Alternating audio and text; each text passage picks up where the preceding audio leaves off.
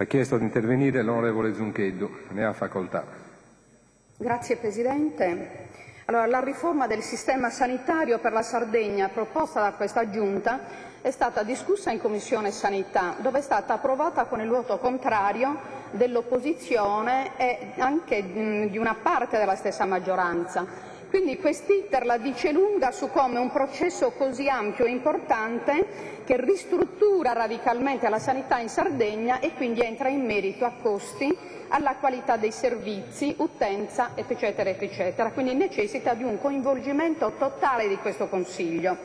Non è possibile in Sardegna, per ciò che concerne un piano sanitario pubblico, usare esclusivamente parametri numerici, se non altro perché un quartiere di Roma o di Milano, che numericamente ha la stessa cifra della popolazione sarda, ma si estende in un raggio di poche decine di chilometri e con una orografia territoriale che sicuramente è totalmente diversa da quella sarda. Vedi le strade tortuose del nostro interno che anche per brevi distanze presuppongono un periodo di percorrenza sicuramente non paragonabile al numero di chilometri. Allora, siccome alla base di un servizio pubblico c'è la tutela della salute e dell'integrità psicofisica del cittadino, la dislocazione e la qualità dei servizi sociosanitari offerti alle popolazioni e il costo stesso del servizio non può essere paragonato a quello erogato da una megastruttura che nel raggio di 5-8 chilometri serve 1 milione di abitanti. Quindi del resto nella mozione 230 presentata da noi dell'opposizione si fa esplicitamente riferimento a diversi casi laddove si evidenzia che l'accorpamento di servizi e o di competenze non genera una riduzione del costo per le casse della collettività, ma in certi casi il processo di riordino della rete ospedaliera genera addirittura un duplicato dello stesso servizio, aumentandone di conseguenza il costo in modo così esponenziale e paradossalmente non rispettando i dettami della programmazione né italiana né sarda. Per cui nella sanità e nell'erogazione dei servizi ai cittadini il parametro costo economico in quanto tale non è sufficiente né è veritiero nel determinare accorpamenti, il numero di posti letto e così via, e ancor meno può concorrere a determinare la qualità del servizio sanitario prestato ai cittadini o alle singole collettività. La fretta con cui la Giunta con le sue delibere, vedi anche questa 43, vuole ristrutturare e ridefinire il servizio sanitario pubblico in Sardegna, interpretando il processo di riordine e di riorganizzazione delle reti ospedaliere imposto dalle norme nazionali italiane e lì già le logiche dello stesso spending review è perlomeno un po' sospetta. Non capisco come si abbia tanta fretta oggi nel voler definire una volta per tutte una riforma del sistema sanitario per la Sardegna, quando fino ad oggi, e cioè in ben 4 anni, questa Giunta non ha presentato il nuovo piano sanitario regionale contenente indicazioni strategiche e obiettivi condivisi dalle collettività e dai singoli territori. Una Giunta così frettolosa e tempestiva che fino ad oggi non ha neppure presentato il bilancio della Regione Autonoma della Sardegna per il corrente esercizio, quindi determinando disagi, perdite, sacrifici all'interno delle collettività e alla nostra economia già al tracollo. Invece capisco molto bene il disegno che questa Giunta in materia di sanità vuole preconfezionare ai sardi, quindi una riforma del sistema sanitario a scatola chiusa, sconosciuta, non discussa e non approvata in nessuna assemblea territoriale. Una riforma paracadutata in Consiglio regionale, preconfezionata dal tecnocrate o dalle agenzie di turno, che devono esclusivamente tutelare gli interessi e gli appetiti, i benefit elettorali di una maggioranza politica che in previsione della prossima campagna elettorale non vuole privarsi delle lottizzazioni e dei privilegi politici che ne conseguono. Tutto ciò a scapito del diritto inalienabile dei sardi a poter accedere ai servizi sanitari e socioassistenziali pubblici di qualità e distribuiti in modo capillare nel proprio territorio. Questa riforma, confezionata dai direttori generali e tecnocrati, ha solo lo scopo di escludere e privare di servizi pubblici sanitari la stragrande maggioranza dei sardi, ma attraverso alchimie e trasformismi politici tipici di una certa casta politica nostrana, vuol far entrare dalla porta principale i servizi sanitari erogati da privati ma pagati con i soldi pubblici dei contribuenti. Quindi ci troviamo di fronte a un'operazione di privatizzazione della sanità che toglie risorse economiche alla sanità pubblica, quindi controllabile, creando controllori privati che dormono il sonno dei giusti, generando mostri, così come si dice.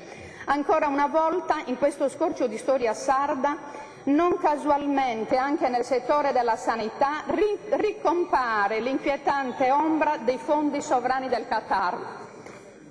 Fondi sovrani, o chi per loro, presenti in tantissime vicende politiche internazionali di destabilizzazione di Stati, dalla vicenda libica a quella siriana, agli ultimi fatti in Grecia e in Francia, per non parlare dei finanziamenti alla guerriglia jihadista e narcotrafficante che insanguina diverse parti dell'Africa.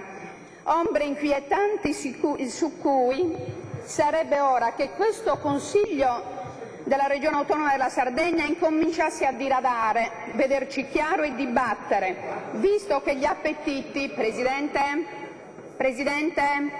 non mi ascolta neanche lei.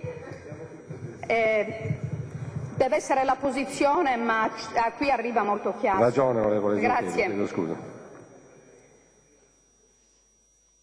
Quindi, dicevo, ombre inquietanti su cui sarebbe ora che questo Consiglio iniziasse a diradare, vederci chiaro e dibattere, visto che gli appetiti dei fondi sovrani del Qatar non sono indifferenti in Sardegna, anzi vengono accolti da certi politici come sviluppo che ci libererà dalla schiavitù, dalla povertà. Il popolo sardo non ha bisogno di questi liberatori, ma si libererà con le sue forze e con la consapevolezza del suo ruolo di nazione da chi lo sfrutta e lo opprime. Mentre con questa riforma, con la scusa dei diktat italiani e della spending review, si vogliono tagliare posti letto, sopprimere ospedali pubblici importanti e di eccellenza, quindi con accorpamenti e riorganizzazioni di reti ospedaliere, nel frattempo in Gallura, fatta a terra bruciata sulla sanità pubblica, si promuove a polo di eccellenza una struttura privata, il San Raffaele, che bontà sua dovrebbe essere funzionale ai ricchi sultani e nababbi vari frequentatori estivi della Costa Smeralda. Molti tagli che questo progetto, Presidente, mi faccia recuperare qualche minuto. Qualche minuto è un po' troppo, onorevole Zucchetti, qualche secondo però glielo No, concedo. lei bleffa, Presidente, non mi freghi anche lei. Vabbè, il clima. Molti tagli che questo progetto di servizio sanitario propone, come già esplicitato nella mozione, priva i territori di servizi e declassa ospedali di eccellenza o comunque indispensabile in certe zone del territorio e inoltre vantano professionalità collaudate che rischiano a loro volta mortificazioni e disagi personali oltre che professionali. Prima di pensare alla riapertura di nuovi ospedali come il San Raffaele, la Sardegna ha bisogno di una riforma sanitaria che tra le priorità preveda l'organizzazione della medicina territoriale, che gestisca casi complessi come ad esempio le post-ospedalizzazioni e non solo, casi che ricadono sulle famiglie non in grado di garantire l'assistenza sanitaria di competenza rigorosamente pubblica. C'è da chiedersi in quale malaffare si stia cacciando la Regione Autonoma della Sardegna, visto che all'operazione finanziaria sul San Raffaele, che vede l'accordo tra lo Stato cattolico del Vaticano e quello islamico del Qatar, partecipa pure la Regione Autonoma della Sardegna con 50 miliardi di euro all'anno, 50 milioni di euro all'anno, e cioè il 50% di quanto previsto per tutta la sanità privata sarda. Il San Raffaele, sotto il controllo della Fondazione Tabor, vanta un debito di 1 miliardo di euro grazie al rigonfiamento di fatture di fornitori, dalla creazione di fondi neri gestiti dal CAL e non solo, le cui imprese è stato dimostrato che facessero lievitare i costi arrivando anche a 4 volte superiori a quelli di mercato. Quindi per costruire immobili, ovviamente per la fondazione. Le vicissitudini giudiziarie, d'altra parte, con arresti per bancarotta aggravata sono sotto gli occhi di tutti. Il San Raffaele potrebbe essere un centro di trattamento post-acute. Un attimo, onorevole Zunchedo, le ridò la voce. Prego? Le ridò la voce. Sì, grazie. Il San Raffaele potrebbe essere un centro di trattamento di post-acuti, esempio gli infartuati, che non necessita di grandi investimenti e che sarebbe utile a tutto il territorio sassarese, ad esempio. Un hotel d'élite per i ricchi del mondo non avrebbe nessuna utilità per la Sardegna, visto che in nome della razionalizzazione delle spese e dei servizi, e cioè con i tagli della spending review, si chiudono i nostri ospedali. C'è da chiedersi secondo quale logica se ne aprono altri. I posti letto sono riservati al San Raffaele? Entrano nel computo dei posti letto territoriali sardi? È una domanda importante. E se i posti letto del San Raffaele escono dal computo, perché escono? Escono oggi per poi rientrare con la prossima finanziaria? Comunque la delibera 43 è da revocare immediatamente per tamponare, seppur molto parzialmente, il vostro fallimento. Grazie Presidente. Grazie onorevole Zunchedo. Ha chiesto di intervenire l'onorevole Cuccureddu. Ne ha facoltà.